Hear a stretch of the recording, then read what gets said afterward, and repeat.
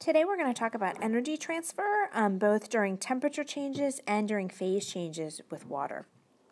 So first we're going to talk about specific heat. So specific heat is the quantity of heat that's required to change the temperature of 1 gram of a substance by 1 degree Celsius.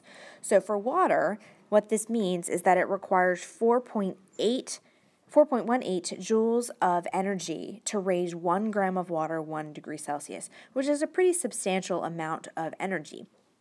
So, for example, you can compare to metals, which are down here in the table, and they have much smaller specific heat. So you know that from our previous chapters that metal is a very good conductor of heat, and this is because it has, or this is displayed by the fact that it has a very low specific heat.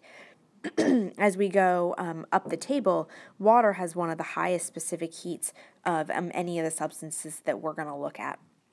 And this is important because that means that it requires a lot of energy to change the temperature of liquid water. And this has an impact on our global climate. So this map here, and you have a similar one in your notes, this shows where the water is traveling as the temperature changes. So you can see that obviously near the equator is where we have warmer temperatures.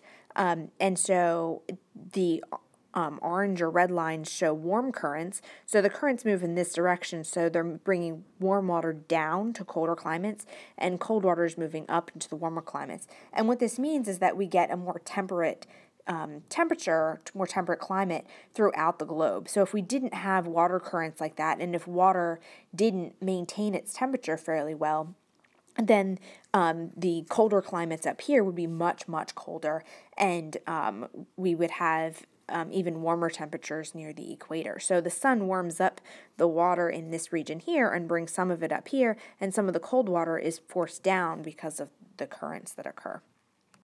Now let's talk about how energy is transferred during phase changes. So as we go from a solid to a liquid to a gas, energy is absorbed. All right, so we know that intuitively because in order to make ice melt, we have to add heat. In order to make water into a gas, we need to add heat. All right, so energy is absorbed as we go this direction. And as we go the other direction, from water vapor to liquid to solid, energy is actually released. So energy has to be transferred for these things to happen. And if energy is absorbed in one direction, it must be released if we go the other direction.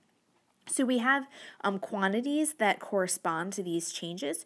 So first I'm going to just talk about the transition from solid to liquid or liquid to solid. So the heat of melting tells us the amount of energy that is required to change a solid to a liquid. And the heat of freezing would be the opposite. That's the amount of heat energy that is released when a liquid freezes from a liquid to a solid. We have an analogous situation when we go from liquid to gas or gas back to liquid. So the heat of vaporization is going to be the heat required to change a liquid to a gas. And the heat of condensation would be the heat energy that's released when a gas condenses, so when it goes from a gas back to a liquid.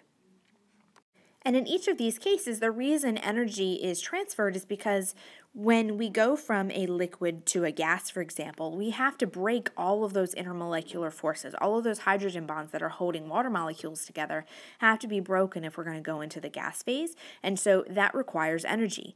Similarly, if we have gas molecules that come back together, it's favorable to make hydrogen bonds, so if we bring them together and reform those connections, then we release energy in that process. And the same is true as going from a solid to a liquid or a liquid back to a gas. We get that analogous relationship because solid water has more hydrogen bonds in it than liquid water does. Now, we commonly think about the temperature of liquid water, but we don't usually talk about the temperature of solid or a gas. So my question to you is, can you add heat to ice without melting it? And the answer is yes, because if we look at our graph here, we're starting at a much lower temperature than the melting point with our solid. So ice can be at very, very cold temperatures. It can be all the way down to absolute zero, which is negative 273 Celsius. So we can heat it up quite a bit before we get to the 0 degrees Celsius mark, where it turns into a liquid.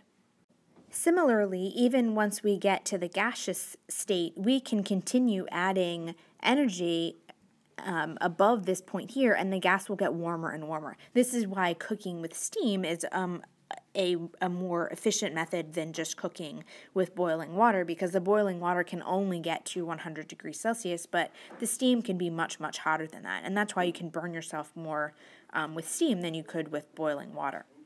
All right, so this wraps up our discussion of energy changes as we take water from absolute zero up into high temperatures where it's a very hot gas.